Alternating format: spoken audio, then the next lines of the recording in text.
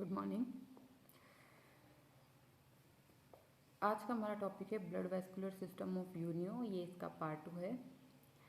इसके previous lecture में हमने यूनियो यानी कि लेमिलिडेंस के ब्लड वेस्कुलर सिस्टम के बारे में पढ़ा था।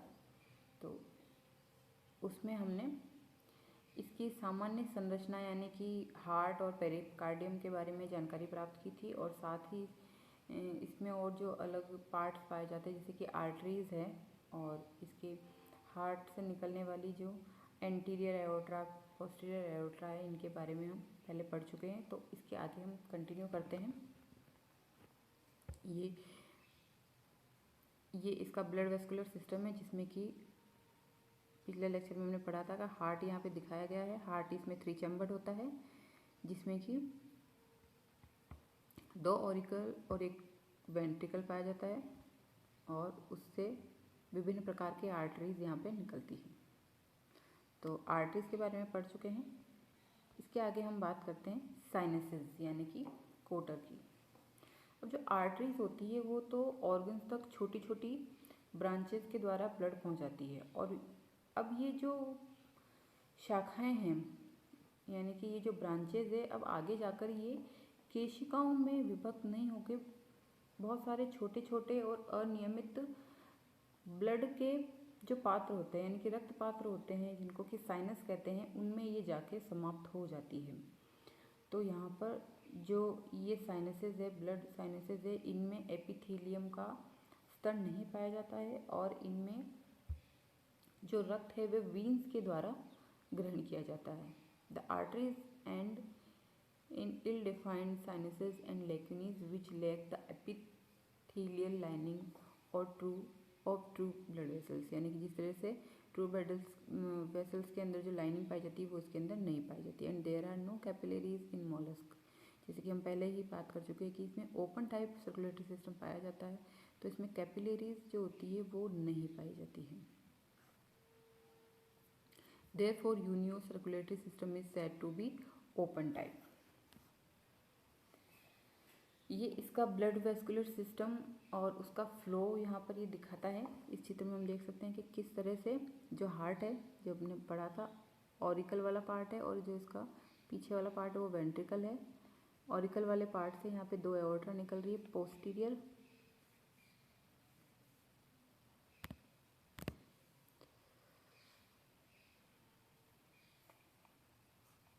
पोस्टीरियर एओर्ट्रा और एंटीरियर एओर्ट्रा। इसके बारे में हम पिछले लेक्चर में पढ़ चुके हैं। ये आगे जाकर बहुत सारी ब्रांचेस के अंदर कन्वर्ट हो जाती हैं।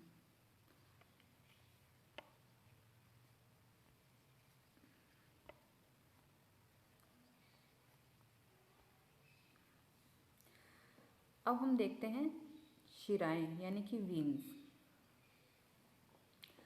शरीर के विभिन्न भागों से जो डीऑक्सीजनेटेड ब्लड होता है, जिसे हम अशुद्ध रक्त कहते हैं, उनको बहुत सारी शिराओं के द्वारा ब्लड साइनसेस से एकत्र किया जाता है।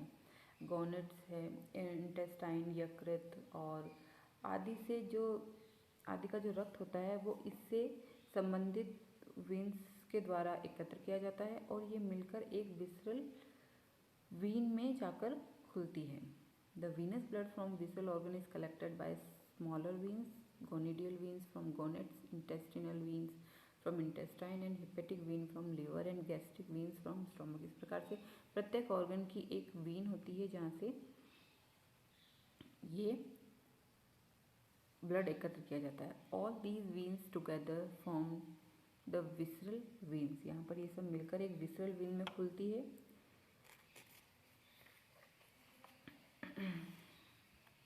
और ये फिर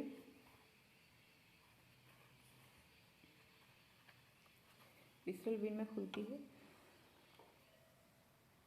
और ये विसरल वीन शिरा, इसमें जो फुट यानी कि जो फुट वीन होती है वो विसरल वीन से मिलकर एक बड़ी लॉन्गिट्यूडिनल वीन यानी कि जिसको वेना केवा कहते हैं, महाशिरा कहते हैं, वो बनाती है।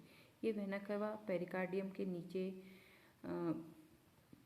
किडनीज के बीच में स्थित होती है, और इस वेना केवा से एफरेंट रीनल वीन्स के द्वारा ब्लड जो होता है वो किडनीज में जाता है। किडनीज में ब्लड से नाइट्रोजनी वेस्ट प्रोडक्ट पृथक कर लिए जाते हैं और इन किडनीज से रक्त जो होता है वो असंख्य इफरेंट रीनल वीन्स के द्वारा एकत्रित किया जाता है। ये शिराएं मिलकर एक जोड़ी एफरेंट टीनिडियल वीन्स बनाती है और प्रत्येक जो इफरेंट रीनल वीन है वो अपनी ओर के गिल में एक्सिस से प्रवेश करके बहुत सारी शाखाओं के द्वारा गिल लेमिलाओं को रक्त पहुंचाती है। तो इनसे अनेक शाखाएं मिलकर इफरेंट टीनिडियल वीन्स बनाती है और ये सभी अक्ष से निकलकर तथा शुद्ध रक्त लेकर अपनी ओर के ऑरिकल में पहुंच जाती हैं। कुछ जो इफरेंट रीनल वीन्स हैं वो अपने द्वारा लाए हुए रक्त को एफरेंट गिल वीन्स के द्वारा सीधे ही इसमें ऑरिकल में पहुंचा देती है और इसमें जो मेंटल होता है वो भी रेस्पिरेशन में भाग लेता है। हमने जब रेस्पिरेटरी सिस्टम पढ़ा था इसका तो हमने उसमें देखा था कि जो मेंटल होता है वो भी एक तरह से सहायक रेस्पिरेटरी ऑर्गन की तरह कार्य करता है। तो ये शुद्ध रक्त को पोस्टीरियर मेंटल वीन्स के द्वारा सीधे ऑरिकल में भेजता है। तो इस प्रकार से अलग अलग भागों के द्वारा जो शुद्ध जो ब्लड होता है वो ऑरिकल के अंदर पहुंचा दिया जाता है और इस प्रकार से यहाँ पर ये इसका ब्लड फ्लो का एक पाथवे होता है। The blood which had gone to the mantle is purified, oxygenated and then return to the other auricle of the heart by the pallial वीन्स।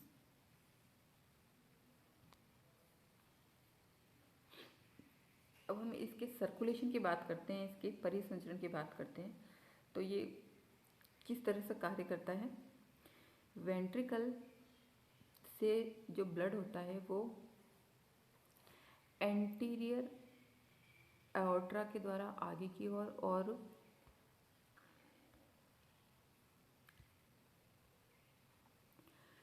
जो पोस्टीरियर एओर्ट्रा है उससे पीछे की ओर जाता है। साथ ही इसमें कुछ जो ब्लड होता है वो मेंटल को भी जाता है और इन धमनियों से जो रक्त होता है वो विभिन्न विसरल ऑर्गन को पहुंचाया जाता है। यहाँ पर क्योंकि ब्लड जो साइनसेस होते हैं उसमें एकत्रित होता है और ये शिराओं के द्वारा वापस कलेक्ट कर लिया जाता है और गिल से होकर ऑक्सीजनित ब्लड ऑरिकल में आता है और ऑरिकल में लौटने से पहले रक्त किडनी से भी शुद्ध होकर आता है। यहाँ पर ये उच्च कशेरुकी जंतु की तरह ही नाइट्रोजनी जो वेस्ट प्रोडक्ट होते हैं वो इसमें से पृथक कर लिए जाते हैं और ब्लड जो होता है वो आलिंद से यानी कि ऑरिकल से पुनः वेंट्रिकल में डाल दिया जाता है।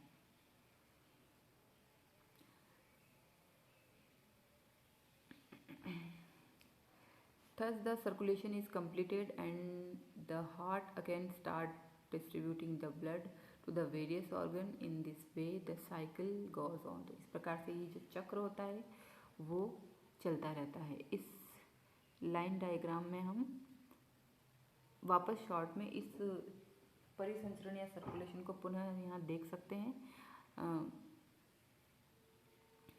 जो हार्ट है उससे हमने देखा था कि दो एओर्ट्रा निकलती है, आगे वाले भाग से एंटीरियर एओर्ट्रा, पीछे वाले भाग से पोस्टीरियर एओर्ट्रा। यहाँ से जो ब्लड होता है वो पोस्टीरियर एओर्ट्रा के द्वारा मेंटल में और एंटीरियर एओर्ट्रा के द्वारा मेंटल के विभिन्न भागों में जाके इसकी बहुत सारी ब्रांचेज में बढ़ जाता है और यही जो एओर्ट्रा होती है वो विसरल ऑर्गन्स में यहाँ ब्लड पहुँचाती है और पेलियल वेन में पोस्टीरियर वेन एओर्ट्रा के द्वारा यहाँ ब्लड पहुंचता है। फिर विसरल ऑर्गन्स के द्वारा जो वेना कैवा यानी कि महाशिरा जो होती है यहाँ से विभिन्न प्रकार की एफरेंट रीनल वीन्स होती है, उनके द्वारा ये किडनीज में जाकर यहाँ से भी जो नाइट्रोजनी वेस्ट प्रोडक्ट है वो किडनीज के द्वारा पृथक कर लिए जाते हैं और फिर उसके बाद में ये जो ब्लड है वो गिल्स में पहुंचा दिया जाता है और गिल्स से ये वापस इफरेंट ब्रेंकियल वेंस के द्वारा शुद्ध होकर जो ब्लड है वो इफरेंट ब्रेंकियल वेंस में पहुंचा दिया जाता है और यहाँ की विभिन्न शाखाओं के द्वारा जो शुद्ध ब्लड है या जो शुद्ध रक्त है वो हार्ट के ऑरिकल में जाता है और ऑरिकल से ये पुनः वापस वेंट्रिकल में। इस प्रकार से ये चक्र यहाँ पे चलता रहता है और इस तरह से इसका जो सर्कुलेटरी पाथवे है वो कंप्लीट होता है। Thank you.